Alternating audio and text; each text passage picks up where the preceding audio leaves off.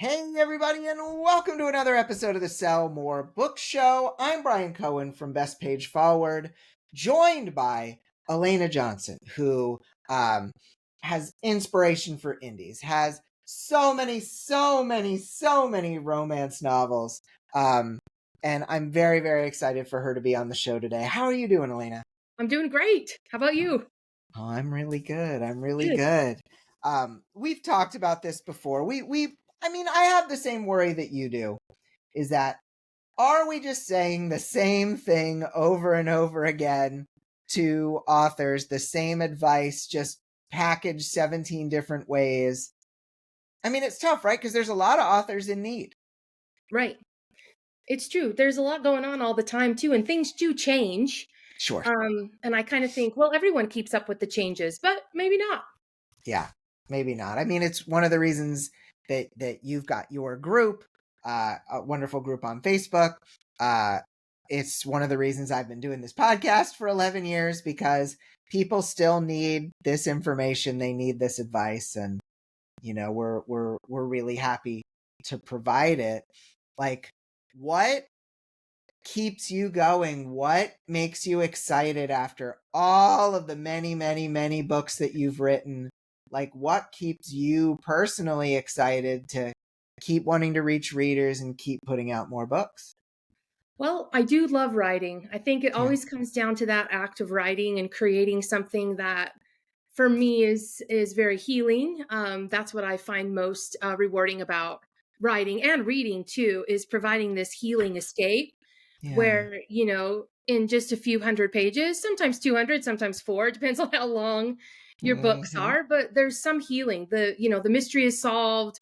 In the thriller, the bad guy is thwarted. In a romance, you've overcome all of your insecurities and problems and you found happily ever after. And I love seeing that, sort of transition from everything is wrong to now everything is right in such a neat package. And so Yeah. for me, I find fiction to be extremely healing, to read and to write. And so I just love that about it. So I think, once you start writing and you realize what you're getting out of it and what that means for you, then that's why it doesn't really matter how many books you write. It doesn't matter how long it takes you to write them, any of that. There's always that payoff at the end. I love that. I love that. This actually dovetails nicely with our previous week's question, which was, what is your why for Mm. being an author? Um, Eric Stevens said, the stories rattling around in my head must be told, need to be told. Steve Googlich said, I love being creative. I've always had ideas for stories in my head, and writing them down has been so much fun for me. And as a dad, I love being able to pass these stories down to my kids. Love that.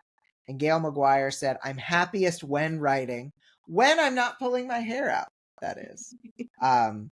Do you feel like the healing factor is one of your biggest whys, or are there other whys for you? I mean, that's definitely one of the biggest whys why I started writing. I think the reason I keep writing and publishing is because this is the only job I have. Yep. Like, I gotta pay the bills. So I'm like, this is the only job I have at this point. I quit teaching school and all of that. And so what I have is the publishing business. So I do keep doing things for that and keep studying the market and keep trying to learn new things so that I can keep selling books. I love it. I love it. I think that's a good why. I Yeah. think just the purpose behind it, I think that's great. Everybody remember, you can go check out Indie Inspiration with Elena Johnson discussion group over there. I loved that, some of your recent posts from the last 6 to 12 months. It makes it really easy to ask you questions throughout this episode, because we just kind of base it around those.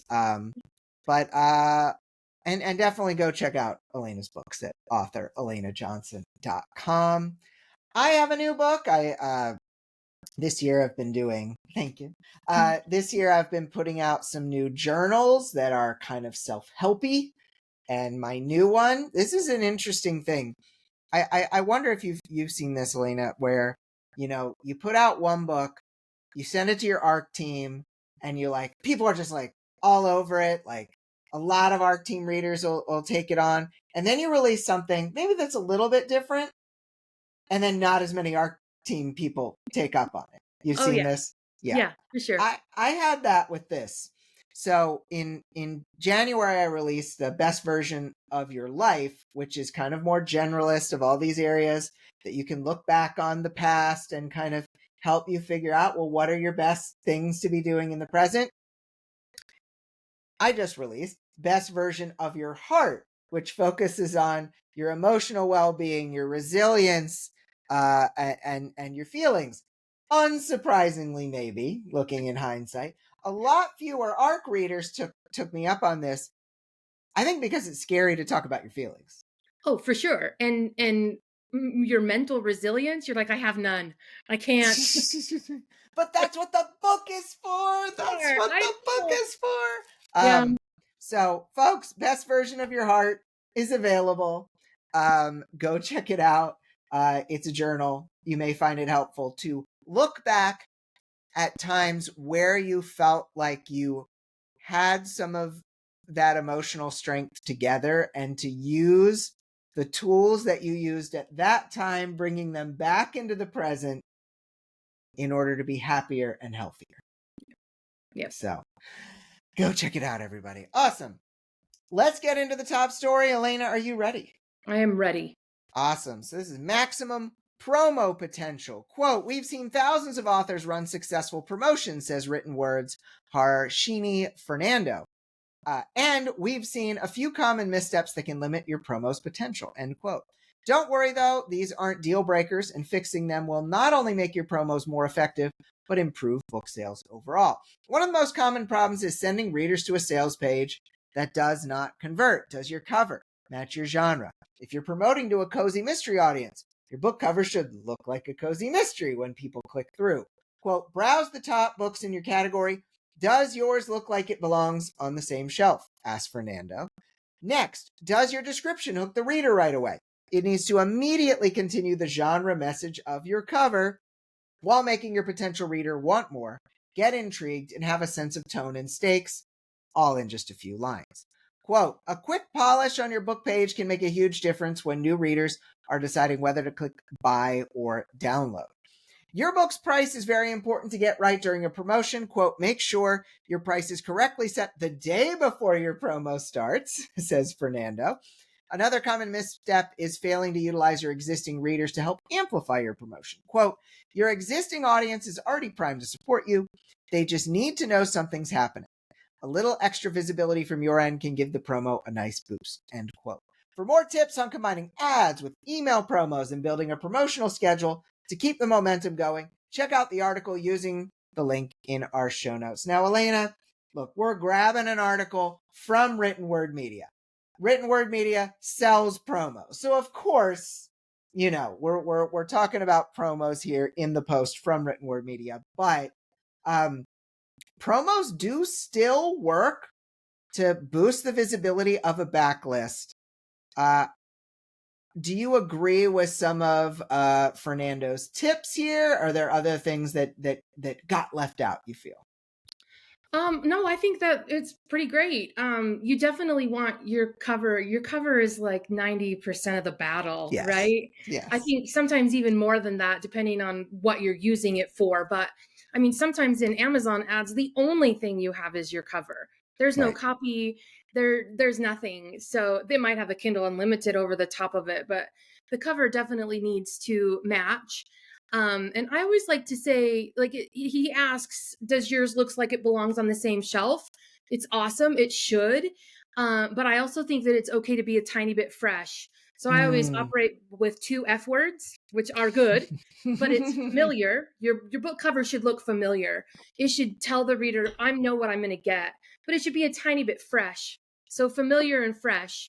Like, you don't have to use the exact same colors. You don't have to use the exact same house. You know, you could do something a tiny bit fresh, not too fresh, because it still has to be familiar. So those 2 F words sort of have to play together, and it's sometimes hard. I think some authors try to be too fresh, and then it doesn't seem as familiar.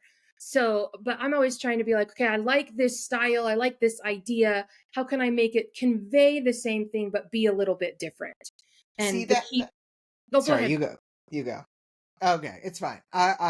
this brought up a question for me because I've been working with a couple of contemporary Western romance authors, and a lot of people have wondered, because Elsie Silver has been selling so well with a familiar but fresh cover. The couple is closer, maybe a little more of an embrace than usual. The wording, the lettering of the title font is bigger, is in a certain spot. And so I have coaching students and other folks coming to me saying, well, should I do the typical couple farther away, certain amount of space in the backs, in the landscape, and the title font that is a typical contemporary Western romance novel cover? Or do I try to make it more like Elsie Silver because she's so popular, but has such a specific branding? I mean, in a way, it's fitting with the familiar because Elsie's sold so many books of late. But in a way, it's fresh because not as many people are using that branding. But you also don't want it to be a total ripoff of someone who is doing well. So, like, in your mind, like, especially since you write in that subgenre, like, how do you kind of fit with, especially for a newer author, you already have your branding kind of established. For a new author who's trying to get into a genre where there's like a newer style of cover, like, where do you think they need, like, what do they need to consider before deciding on a design? So that's an excellent question, because we all want our books to look like the person who's selling the best in that Right. genre, Right. right? And we think, oh, if I make my book cover look like that, it will sell the exact same. And I've been around a long time and I've done that. And I can tell you that it's not really true. Right. I like to think of this as a bell curve. Mm, And I always throw out the people at the very top.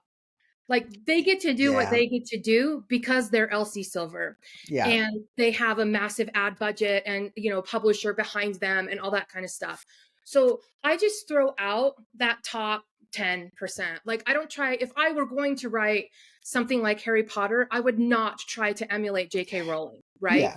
Yeah. Because it doesn't even really matter what that book cover looks like at this point. The brand is established. It's so popular. I mean, it's kind of like even Rebecca Yarros, like with Right. Fourth Wing, but then she also writes contemporary romance. Doesn't really matter. She can put Rebecca Yarros on there and sell it. Yeah. So she gets thrown out in my consideration, my personal consideration, when I'm looking at covers and trying to decide how to package.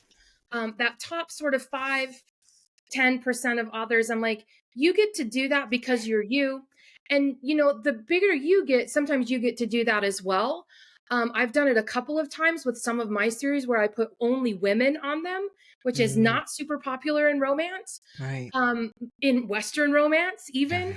Right. But I can get away with it because it's not my first book, right? Right. And my name is bigger than anything else. So if you're looking at an author or a cover where the name is bigger than anything else, I think that person sort of needs to be thrown away. Like, I know Oh, that sounds terrible, but you need to look at the people in the 80%, that yeah. 65, 70, 80%. What are they all doing? I would do more like that. And then I would use my copy and my targeting to get to Elsie Silver's fans. Right. Because they're going to be able to look at your cover and go, oh, this is a cowboy romance, right? Even though it doesn't look like hers. So that's what I would do in a situation like that when we're trying to reach a super popular author. I would try to use targeting and copy instead of a cover design. I think that makes a ton of sense. I hadn't heard that top 10 advice, throwing that out. The bell curve model makes so much sense. So thank you. Going into the hot potatoes of wisdom questions. So look, you've published a lot of books. How do promos differ? So these 99-cent or free or whatever promo, how do these differ as you publish more books? So I think for me, I don't do a lot of promo on books when they come out in terms of we're talking about free 99 cents. I used to do a lot of 99 cents, a lot of free books on new books within the first 6 months. Mm, And I don't do a lot of that anymore. My promos typically are focused on backlist titles yeah. and not all backlist titles. So I really only focus on the top 20% of my books that have proven over time that they respond to promos. And not only that, but goes along with advice that I've given many times is that your book should be working harder than you. So it's hard work to set up a promo, especially if you're wide and you've got to change all those prices and schedule everything. You've got to reach out to the promo places that you hope will work. You have to test those so that over time you whittle them down to the ones that work. Like, we're talking a lot of mental energy, time, resources, they cost money, all of Right. that kind of stuff. And so once you sort of have done all of that work, you really only want to do that work or put books on sale that convert new readers into people who will read more, what I call lukewarm fans, and then into super fans, right? So we want to get people who will start with nothing and then keep reading as many books as you have. So, I mean, there's some books that I don't ever do anything with. I don't even talk about them. I Mm-hmm. might in my newsletter, but I don't put them on sale. I'm not running ads on them. It's just, I have too many at this point to do Right. that. Right. So I just can't. But before, I used to, like, every book would be on sale at some point. I used to do a weekly promo 4 or 5 years ago because, I could. And I would put every series on sale and I would recover every series and relaunch everything. And I just don't do that anymore. The reason I don't, though, is because I learned by doing that this series, I think it's a fabulous series, right? We all think every book that we write is amazing. Um, but the fact is, I can get people into it and they might read a couple of books or even all of them, but they don't go read anything else with my name on it. Yeah. It's not a converting series for me. So I just set those ones aside. I put them somewhere else and I don't think about them that much. And I pay attention to the market. And as markets cycle, perhaps I can bring this off the shelf in the future. If something becomes really popular and I'm like, wait a second, I have that. And I can start to talk about it again. So I think that's the biggest difference for me is I only really promote books that have proven themselves over time. So it's really only like the top, maybe 5 series, 6, 7 series, maybe. Yeah. And that's it. The other series are just tag alongs. They get sold as people come into these, love them, and then read more throughout. But I Love don't that. work actively on selling every book. Yeah. I love your line of just make the books work hard, not you, which I just, tweaked that, unfortunately. But yeah, no, you are, when you have that many books out, you can use the data. Yep. And I love that. Yep. You've got a question for me in here. Yes. What mistakes do you see authors make when they're doing book promos? Well, I definitely think that Fernando brought up a couple good ones of, hey, remember to drop your price early enough. Remember to keep an eye on, if you are in KDP Select, keep an eye on when your 90-day term ends. You don't want it to end right on the day before your promo and have things kind of get messed up that way. And I do think that just remembering that if you've got one promo, it pairs well with others. It pairs well with posting on social media. It pairs well with emailing, because you may have readers on your list that have not bought your book once. And you have 100%. to remember that, because you might think, oh, well, they're on my list already. But get those people into the series so that they can read more books, so that you can earn those royalties from them. Yep. Can I add 2 tips there for people Absolutely. in KU? In KU, I always tell people if it's 99 cents or free to go get it because they'll own it, even if they've already read it in KU, Mm, right? Because they don't own their books in KU. They've borrowed it and they've turned it back in. I love So, that. and you don't get paid again if they reborrow and reread. So when it's free or 99 cents. I'm like, now is a great time for you to go get it so that you can read it anytime you want, reread it anytime you want, rediscover why you love this series. It's cheap, right? And those extra units just help your visibility, right? Like I know rank is something that a lot of people consider, and like it just helps. Yeah. You can also contact people who've read in KU and get them to go buy as well. So that's my first tip, is I always tell them, go get it now and own it forever, right? Even though Great that's tip. kind of a fallacy. Amazon can claw things back, but whatever. Sure. My second tip is, if you're in KDP Select, make sure you understand the pricing caps for countdown deals. So I know this, and I thought everyone knew it, but I've been talking to a few authors lately, and they're like, wait, what? In the US, you can only price a book at $24.99 to run a countdown deal. If it's more than that, you can't use that benefit. And in the UK, it's $15.99. So if you've priced your books higher than that, like box sets that we might put at 99 cents and try to really boost a series with a box set at 99 cents, you have to make sure that your pricing is within their guidelines. So those are my two things. Make sure you understand what program you're in and what the rules of those programs are. Really good tips, Elena. Thank you. We're into the part you were the most excited about, the lightning round. So our guests make a lightning sound, even if they have no idea what that's going to be. And so here you go, Elena. Wah, wah, wah. Ooh, I really liked that. I liked the direction that went in. That made me happy. Yeah. All right. So you're well known for having multiple pen names. What is your best advice to people who are afraid of how complex it seems to have more than one author name? This is a really hard question because you can't really address all fears at once. True. But I've taught on pen names many times, and I always tell people, like, you don't need even 90% of the things you think you need.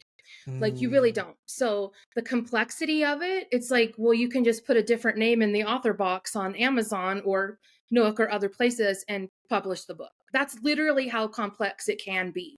And that's really easy. You just put a different name there, different name on Yeah. the cover, right? That's it. That's all you really need. Unless that pen name sort of starts to grow, then you start to add things to it. So I always tell people, you really only need, I like having an email address for that Yep. pen name. And because then I can sign up for a BookBub account and I can make a Facebook page so that I can buy promos from BookBub, because they don't allow you to combine pen names at the moment. Yep. You have to have a separate account for everyone. So you need an email address for that, and you need a listing on a retailer. So again, put the different name in the box on the cover, publish it, claim your BookBub account, and you can start to use that for promos. And then other people, promos, they don't care. You just tell them the name and they're like, great. And then I do usually set up a Facebook page Yep. but I can do that under my own like name because Right. I want to be able to run ads. That's it. That's all you need. And you don't need a website. You don't even need a newsletter. Although I do usually tell people to just set up a segment in your Yeah. current newsletter client. So it's a landing page. So now we're talking email address, BookBub account, Facebook page, and a landing page for your email. And that's it. That's all you need. You don't Yeah. need a ton of stuff. And you can start to gather people from there and run promos from there and run ads from there. And if things go well, then perhaps you might start to add things later on. But I mean, we're talking way, way later on. I would just send people to my Amazon author page until I literally have too many books that people won't be able to navigate through them. And that can take a long time. So I don't Right. need a website. I don't need any of those things.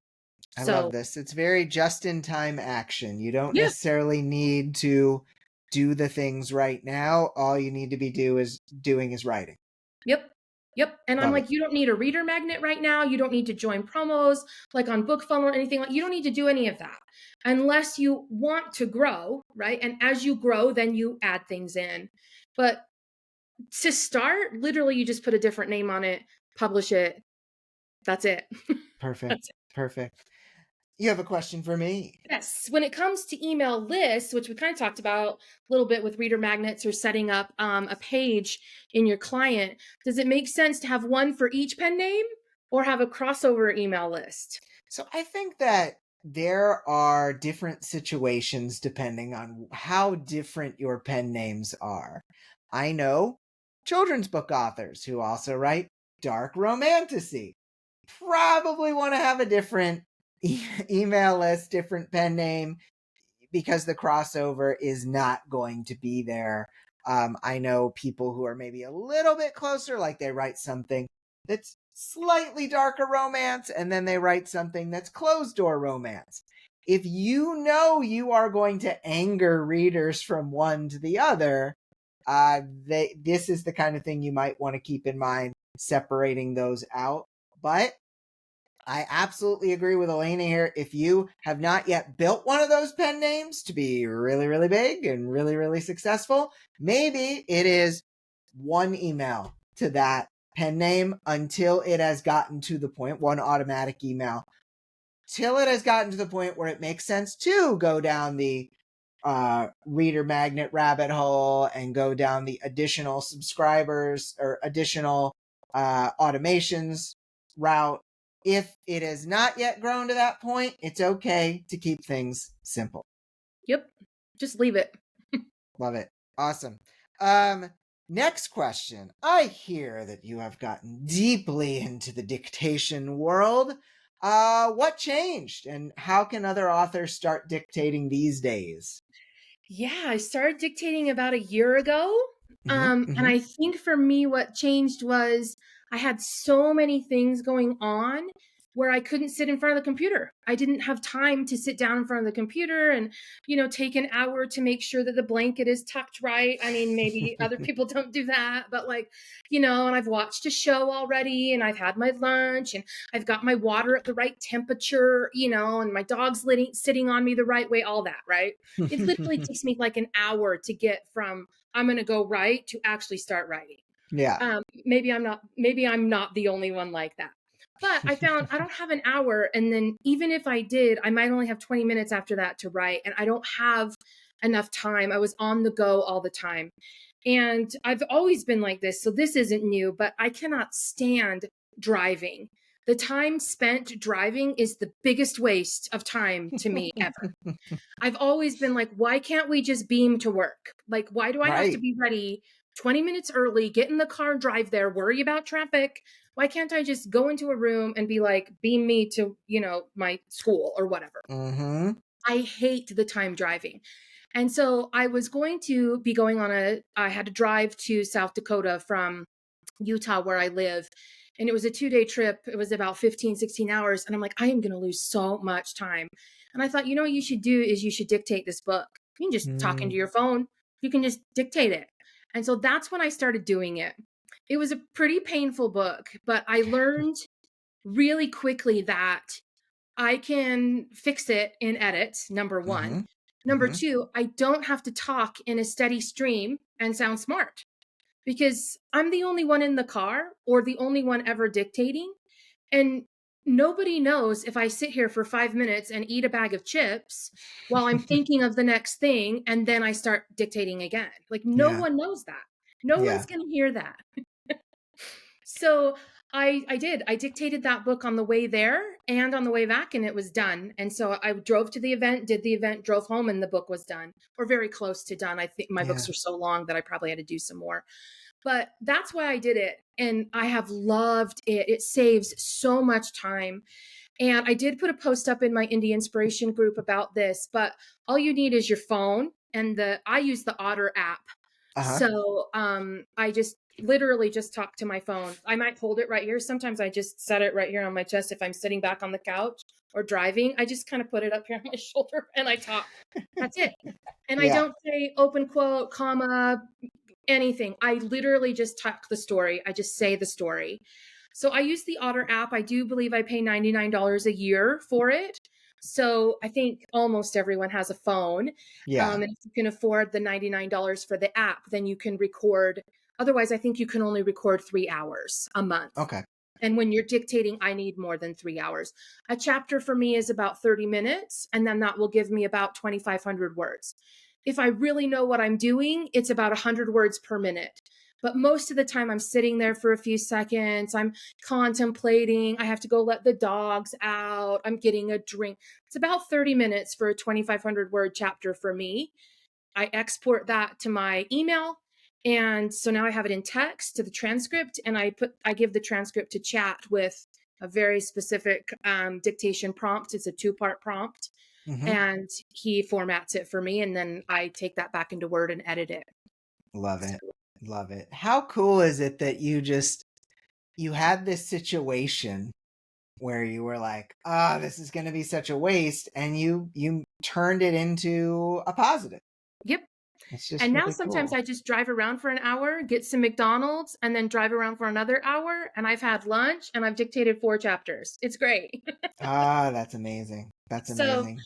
but you do kind of have to work up to it. Dictation is kind of like a skill or a Yes. muscle. So, what are some ways in which authors can treat themselves like professional athletes? So I feel like we don't always take care of ourselves, and we don't think of ourselves as good and great and all of that stuff. So we don't think, oh, we should go and stretch. We should go and get a massage. We should go and, my hand hurts. Maybe I should go get that checked out. Which is what led to my carpal tunnel. Yeah. We need to remember that we are at least attempting to become high level performers. And we do not need to treat ourselves like, oh, we're just, the troll that came out from under the bridge and now we type and then we go back under. You are all awesome. And it's okay to say, I am going to leave twice a month and go get a massage. I am going to go get a personal trainer. I'm going to do these things that make me, this is a term I got from the book, Level Up, to become anti-fragile, to become such that as life happens, as challenges occur, it does not break us because we have been working on becoming less breakable. And I think that is the thing that you see professional athletes do a really good job with. Yes, there are, of course, professional athlete injuries, but a lot of these people are just at peak condition. And authors may want to consider what gets them to peak condition so that when the challenges arise, they can actually handle them. Yeah, so true. And I'm glad I've taken the time, and I'm glad I get massages twice a month because it definitely makes a big difference. Yep. Last question before we get to figuring out our question of the week, Elena. Your first author conference had the theme Building Your Author Business Without Fear. How can authors avoid letting worry and fear drive them? So I think this is such a hard question. I mean, you can answer it sort of flippantly, like stay off Facebook, but Which you could know, help. Which could help. which could help. But really, I mean, we get a lot of valuable information in some of our author groups on Right. Facebook as well. So Right. the problem is how we internalize that. So just like you're talking about being physically well, you need to be mentally well too. And so if you think of an athlete, they are dialed in mentally, Yes. right? And they get criticized in the media and there's all kinds of sports shows talking about them all the time and criticizing their bodies, their performance, everything. And they have to be super mentally strong as well. And I think running your business without fear speaks to being mentally strong. So you have to find a way that you can develop that whenever you feel yourself starting to slip into anything that isn't good for your creativity or your writing or making decisions, you have to find a way to pull that back, right? So I might get off Facebook for an extended period of time. I might only go to certain groups. I might only talk to certain people. Sometimes we have to avoid certain people who cause worry and fear inside of us. We have to learn how to let go of things we can't control, like algorithms and platforms, getting selected for a book club feature deal, anything like that, that you just don't control. You just have to let go of that and find a way to be like, I'm not going to worry about that. And I think the biggest one is comparing ourselves to others. It's one of the things I hate most about the industry. There's so many good things about publishing, but there's a lot, the comparison issue in publishing, I think, drives the most worry and fear. Like when I launch, I can get to the top 100. And so I'm better than someone else who doesn't, right? And it's not that I don't necessarily think that we're better, but it's almost the mindset that, yeah, they're doing better than me because they launch better. They launch to a higher rank. Or I've seen it a lot in Kickstarter. We funded in, 6 minutes. And so I'm like, well, I'm going to be a loser if I don't fund in 6 minutes, right? If it takes me an hour or a week to fund, I'm a complete idiot and everyone will see that, right? So that sort of fear and worry can keep you from doing things. Can keep you from, telling people about pen names or sending to your list or launching Kickstarters or anything like that. They really sort of seed in us this comparison of we're not good enough to be publishing, and or I should, maybe I want to move my books out of KU, but I'm really scared of what will happen. So you don't really know. So that fear of the unknown, or comparing yourself to other people, or having to work in a way that you don't know how to work, like find wide readers versus KU readers. We have to be able to find a mental path that's strong through those things. So, because there's always going to be something new coming at you. There's Yeah. always going to be something new that's going to make you worry about something or fear something. And you have to have a coping mechanism that goes, I'm not going to worry about that because I don't worry about things that I can't control. And I can't control the Amazon algorithm. So I'm not going to worry about that, whatever, fill in the blank, whatever it is, right? That everyone's talking about. But that's really hard to do. And I think it comes with experience. And I think it comes with having someone that you can talk to about that as well. Yeah. So a partner, even an author friend, I call them my work wives. I'm like, dude, I'm really worried about this. And after a while, one of my friends would keep asking me, well, what's the worst thing that could happen? What's literally the worst thing that could happen? And I'd be like, well, this and this and this. And she goes, okay, so then you take everything back into KU. Like you think of the worst thing and then brainstorm the solution to that worst thing. And I'm like, you're right, I can't mess up. Right. Yeah. Like at I the love end, that. I used to tell kids this in the computer lab. You're not going to do anything on the computer that I can't fix, because I'm going to come over there, and if I can't fix it, guess what? I'm going to turn it off and turn it back on, and it will probably be fixed. So I used to tell them, don't worry so much. I'm going to be able to fix it. And that's how I feel about self-publishing too.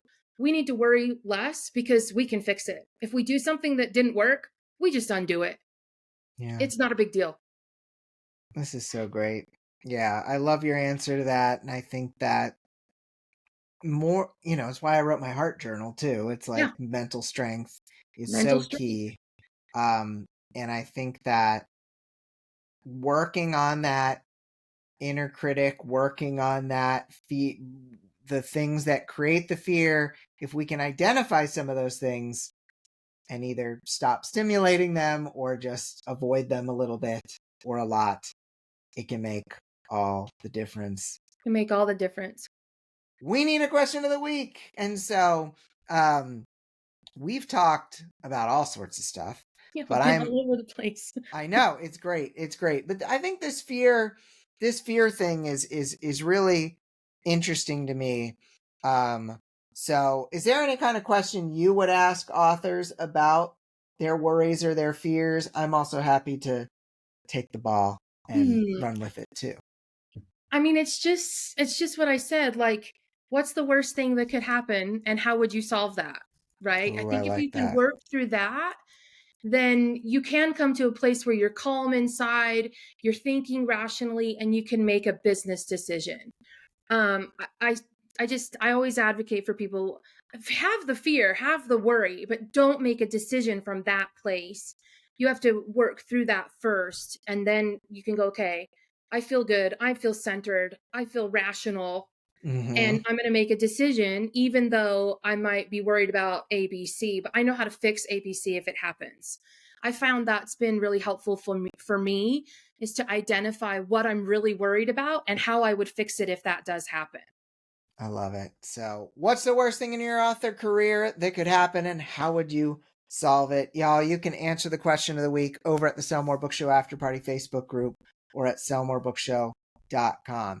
Go check out Indie Inspiration with Elena Johnson on Facebook. Go to authorelenajohnson.com to read her books. Elena, this is so great. You're coming back next week to talk even more. But I'm so happy you were able to join us today. Awesome. Thank you so much for having me. You're very welcome, folks. We will be back next week with Elena for episode 584. I hope everybody has a great week of book selling, and we'll be back then. Take care, everybody.